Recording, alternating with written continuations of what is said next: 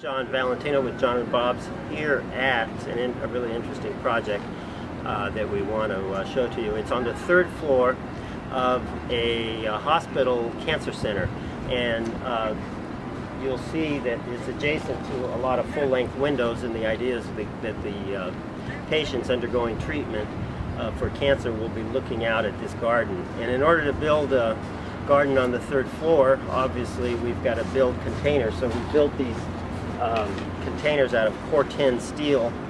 Corten, if you're not familiar with it, will rust, and it'll give a rusted look. And then we're still finishing, so you'll see some of my guys walking in and out and trying to finish by tomorrow. And then there's all succulents inside of the planters, so it's an interesting succulent garden with wind sculptures that turn and provide interest. Now, the challenge with building a garden on the third floor is we have to make sure that soil is very light. So we used a combination of perlite, vermiculite, Maximize, John and Bob's Maximize, some wood fines, and a little bit of topsoil. And the Maximize is a real important part of it because it's light. You don't need a lot of it, and we want to keep this very light. That's why we use a lot of perlite and vermiculite.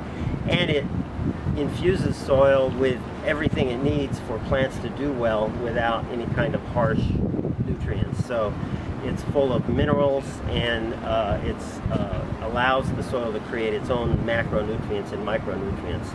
Then on top of the, after we did the planting, we used a good heavy application of blend. So the blend will feed everything and allow those plants and that soil to interact in a way to feed itself.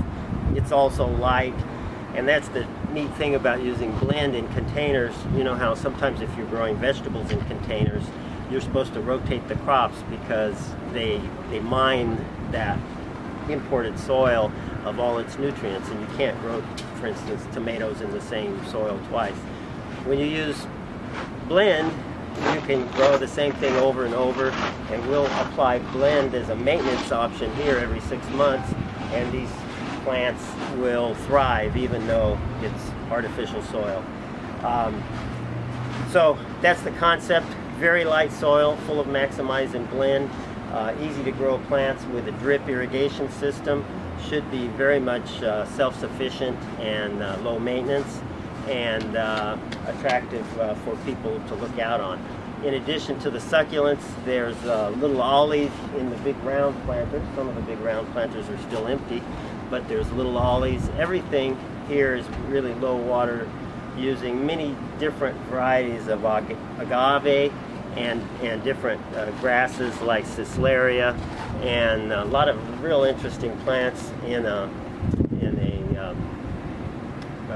what is going to be kind of a full succulent garden.